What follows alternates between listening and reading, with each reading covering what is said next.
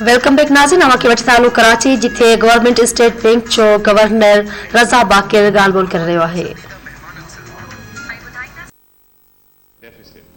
उसका जो nationally recognised matric है वो है हमारा जीडीपी रेशियो। हमारी गवर्नमेंट पब्लिक सेक्टर की कितनी डेट है इन परसेंट ऑफ जीडीपी। तो मैं आपके सामने एक अगला फिगर चार्ट रखना चाहता हूं जो दिखाएगा कि पाकिस्तान में ये डेट टू जीडीपी रेशियो पिछले 2 साल में कैसे इवॉल्व किया। इस वबा के बावजूद, कोविड की वबा के बावजूद, अगर आप पाकिस्तान का एक्सपीरियंस देखें उन फंडामेंटल्स पे जिसकी वजह से बार बार हमें बैनुल-अक़वामी इदारों के सामने जाना पड़ा है, तो क्या परफॉर्मेंस रही। ये फिगर्स जो हैं आपके सामने IMF के फिगर्स हैं, इंटरनेशनल एजेंसीज के फिगर्स हैं।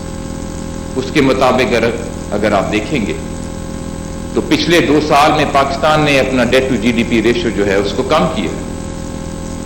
और इन कंपैरिजन आप देख लें कि बाकी मुल्कों में क्या हुआ है जब ये वबा फैली। मुल्कों ने ऐसे बेतहाशा फिस्कल स्पेंडिंग की कि जिससे उनकी जो डेट है वो बढ़ी। और अगर आप देखें जो एवरेज है एडवांस्ड इकोनॉमीज की, वहां पे तो तकरीबन 18% वो बढ़ी। और अगर आप इमर्जिंग मार्केट्स को देखें तकरीबन 10% डेट टू जीडीपी रेशियो बढ़ा। हमने कम किया। और ये अहम इसलिए है कि date to GDP is one of the 2 reasons why we have repeatedly had to go to international agencies. दूसरा क्या मैट्रिक है?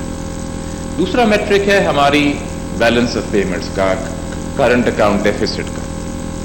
बैलेंस ऑफ पेमेंट्स के जब प्रेशर आते हैं तो वहां पे जो इंडिकेटर जो है, जो हमेशा प्रेडिक्ट करता है अगर आपके दोबारा कोई एक्सचेंज क्राइसिस आना है या बैलेंस ऑफ पेमेंट्स का प्रेशर आना है, वो है हमारे मुल्क के रिजर्व्स। और दूसरा जो मैं फिगर आपके सामने रखना चाहता हूं वो ये है कि कोविड की वबा के बावजूद पिछले 2-2.5 साल में हमारे रिजर्व्स में क्या परफॉर्मेंस रही। तो अगर आप अगली स्लाइड लगाएं तो ये आप देखेंगे कि जो ऊपर वाले बार्स हैं that is our total reserves of the central bank of Pakistan, the gross reserves हम कहते हैं। और जो नीचे वाले बार हैं वो है जो स्टेट बैंक ऑफ पाकिस्तान की फॉरवर्ड लाइबिलिटीज होती हैं और स्वैप लाइबिलिटीज होती हैं। ये ऑफ बैलेंस शीट आइटम होता है लेकिन हम इसको रिपोर्ट करते हैं ट्रांसपेरेंसी के लिए। और इन दोनों का जो फर्क है वो लाल लाइन में आपके सामने दिखाया हुआ है, जिसको आप अपना नेट बफर समझ लें। It's simply the difference between the light blue bar and the dark blue बार। तो आप देख लें कि 2 साल पहले 2019 में हम कहां खड़े हुए थे। जितने ही हमारे ग्रॉस रिजर्व्स थे उतनी ही हमारी नेगेटिव फॉरवर्ड पोजीशन थी। तो नेट आप तकरीबन 0 पे खड़े हुए थे। और अब आप देखें इसमें कोविड के बावजूद हमने अपने नेट फॉरेन एक्सचेंज बफर्स को बढ़ाया है। अगर आप इस लाल लाइन को देखें, और ये सारे नंबर वही हैं जो हमारी वेबसाइट पे भी लगे हुए हैं। तो कहने की मुराद ये है कि जो दूसरी चीज अगर हम देखें जहां पे हमें फख्र करना चाहिए कि हमारे पिछले 2-2.5 सालों में हमने इंप्रूवमेंट लाई, वो इकोनॉमिक फंडामेंटल्स हैं जिसके सिर्फ मैंने आपको 2 इंडिकेटर्स दिए हैं। एक है डेट टू जीडीपी रेशियो और दूसरा है हमारे फॉरेन एक्सचेंज रिजर्व्स की सिचुएशन, क्योंकि इन्हीं वजूहात की वजह से माजी में हमें बैनुल-अक़वामी अदारों के पास जाना पड़ा। तीसरी चीज जो मैं आपके सामने रखूंगा जो हमारी एक स्ट्रेंथ रही है वो ये है कि ये क्या एक्सप्लेन करता है, how do we explain the fact कि इसके बावजूद कि दुनिया का वर्ल्ड वॉर 2 से सबसे बड़ा ग्लोबल इकोनॉमिक क्राइसिस आया और पाकिस्तान ने अपने इकोनॉमिक फंडामेंटल्स को स्ट्रेंथन कर लिया। कमजोर नहीं हुए, स्ट्रेंथन हो गए। ये दोनों फैक्ट्स आपके सामने। तो इसकी जो वजह मैं आपके सामने रखना चाहता हूं, बहुत सारी वजूहात हैं। First and foremost I would say is the economic management from the top. और इसमें और माजी में जो एक फर्क है वो ये है कि पाकिस्तान का ہماری لیڈرشپ کا, starting from the Prime Minister of Pakistan, then the Finance Ministry, and then other economic agencies, including agencies like the State Bank, جو response ہے that has been very proactive. جب کووڈ آیا تو ہم نے انتظار نہیں کیا, اور میں آپ کو دکھانا چاہتا ہوں حکومت نے بہت سارے میجرز لیے, لیکن میں آج آپ کو دکھانا چاہتا ہوں کہ اسٹیٹ بینک نے کیا میجرز لیے اور کس رفتار سے میجرز لیے, کہ جس کی وجہ سے ہمارے جو اکنامک فنڈامنٹلز ہیں اس میں بہتری آئی. اگر ایک اور چارٹ ہے جو دکھاتا ہے جو ہم نے میجرز لیے بائی منتھ, اگر وہ ہے تو وہ آپ لگا دیں, اگر نہیں ہے تو میں آپ کو بتاتا ہوں کہ یہ وہ سارے میجرز ہیں جو ہم نے لیے between March of 2020 and July of 2020. آپ کو یاد ہوگا کہ جب آج سے تقریباً پونے 2 سال پہلے the great global lockdown happened in about February of 2020, جب ساری گلوبل اکانومی اسٹینڈ اسٹل پہ آ گئی. اور یہ جو سارے میجرز آپ کے سامنے ہیں جو اسٹیٹ بینک آف پاکستان نے لیے, یہ سارے مارچ آف 2020 اور جولائی آف 2020 تک جو ہے یہ ہم نے رول آؤٹ کر دیے تھے. اس میں کچھ یہ وہ چارٹ ہے جو دکھاتا ہے اس رفتار سے ہم نے ان میجرز کو رول آؤٹ کیا. یہ جو بیک گراؤنڈ میں ہے this is the number of cases پر ملین ان پاکستان, اور اگر آپ دیکھیں 2020 میں جس رفتار سے ہر ایک ورٹیکل لائن جو ہے وہ ایک اسٹیٹ بینک کا سرکولر ہے جو اسٹیٹ بینک نے نکالا تھا یا کوئی نئی اسکیم نکالی تھی. اور میں ابھی صرف اسٹیٹ بینک کا ذکر کر رہا ہوں, اگر آپ فائنانس ڈویژن کا دیکھیں اور باقی ایجنسیز کا دیکھیں تو آپ دیکھیں گے کہ حکومت کا ہر ادارہ بڑے پرو ایکٹیو انداز سے میجرز لے رہا تھا کہ اپنی معیشت کو کووڈ کی وبا سے بچائیں. اگر دوبارہ اسی پہ آ جائیں جو ساری ایگریگیٹ پکچر دے رہا تھا اس سے پہلی والی جو تھی, مجھ سے کچھ اسپیکر جنہوں نے پہلے تقریریں کی انہوں نے ہماری ایک اسکیم کا ذکر کیا جس کا نام ہے ٹرف. میں شکر گزار ہوں ان کے سپورٹ کا.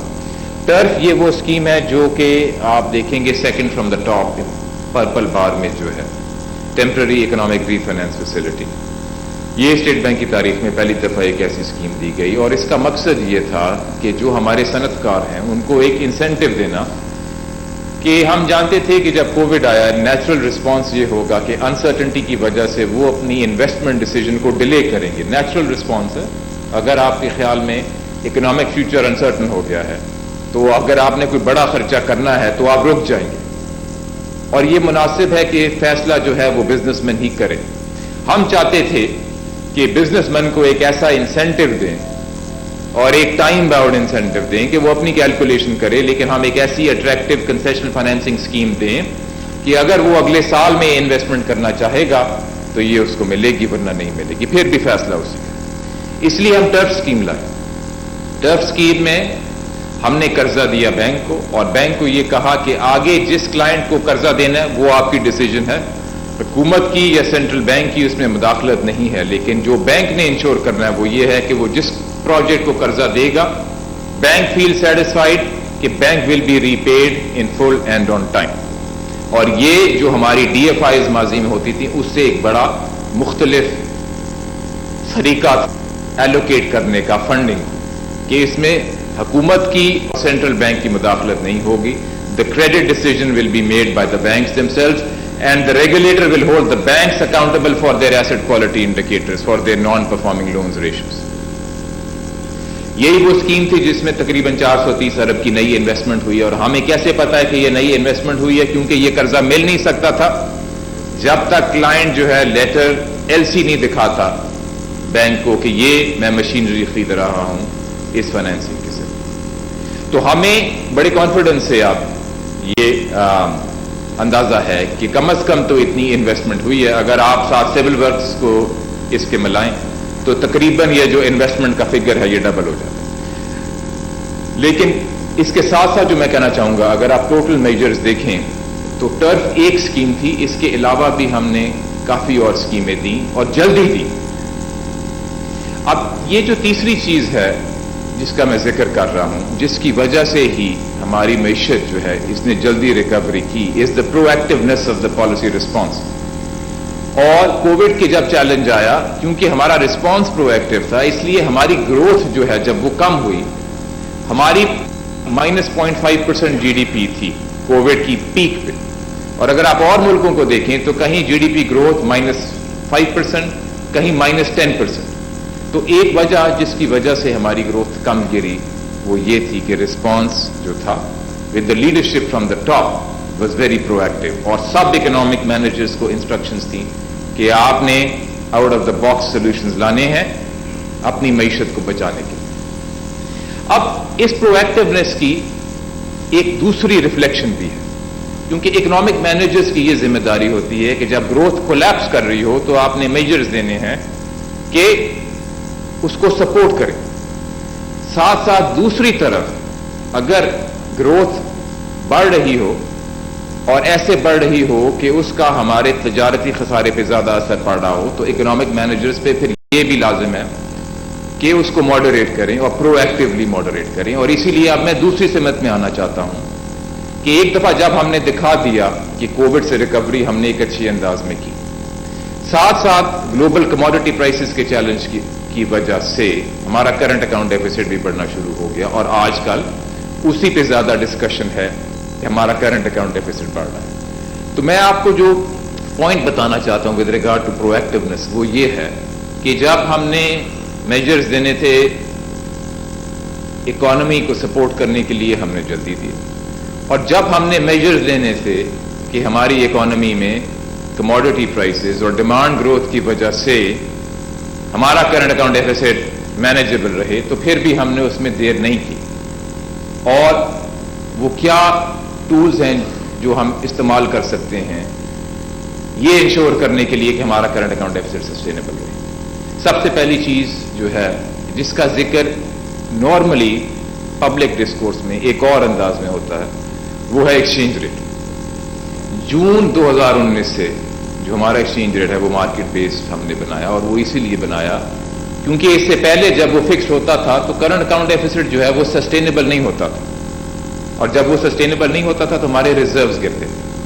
اگر آپ کے پاس وہ ایکسچینج ریٹ کا چارٹ ہے تو اگر آپ وہ کائنڈلی دکھائیں، یہ ہے ہمارا ایکسچینج ریٹ پچھلے تقریباً 2 سالوں میں، جنوری 2020 سے دسمبر 2021 تک. اور یہ جو نیلی لائن ہے یہ ہمارا ڈیلی ایکسچینج ریٹ ہے، اور جو بار ہے اورنج میں وہ سال کی ایوریج ہے.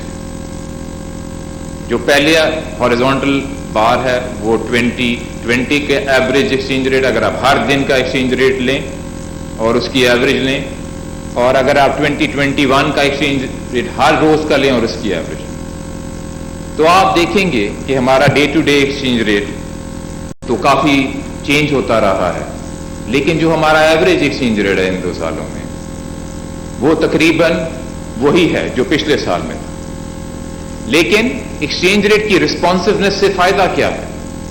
فائدہ یہ ہے کہ یہ ایک شاک ایبزاربر ہوتا ہے. جب کرنٹ اکاؤنٹ ڈیفیسٹ بڑھنا شروع ہوئے اور اگر ایکسچینج ریٹ ایڈجسٹ ہوتا ہے تو پھر اس کا امپیکٹ یہ ہوتا ہے کہ جو کرنٹ اکاؤنٹ ڈیفیسٹ جس رفتار سے بڑھنا تھا اس رفتار سے نہیں بڑھے گا اور سسٹینیبل لیولز پہ رہے گا.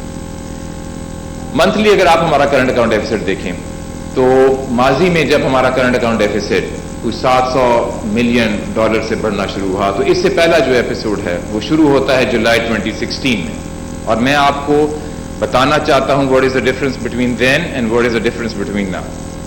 اس وقت جب کرنٹ اکاؤنٹ ڈیفیسٹ بڑھنا شروع ہوا تیزی سے اور 700 ملین کے فگر کو کراس کر گیا تو اس وقت 19 مہینے گزر گئے اور ایکسچینج ریٹ ہلا نہیں.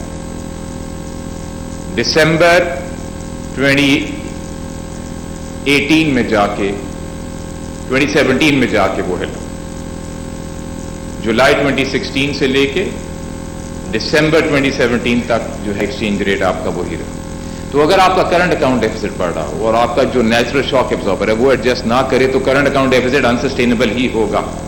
تو کہنے کی مراد یہ ہے کہ جس طرح پرو ایکٹیونیس سے ہم نے پہلے گروتھ کا سپورٹ کیا، اسی طرح جب آپ کرنٹ اکاؤنٹ ڈیفیسٹ بڑھ رہا ہے تو پرو ایکٹیولی اس کو مینیج کرنے کے بھی طریقے لانے ہیں. دوسری چیز ہے پالیسی ریٹ. ماضی میں جب جولائی میں ہمارا کرنٹ اکاؤنٹ ڈیفیسٹ یہ 700 ملین کا فگر کراس کیا تو 19 مہینے گزر گئے اور جو ہے پالیسی ریٹ ایڈجسٹ نہیں ہوا.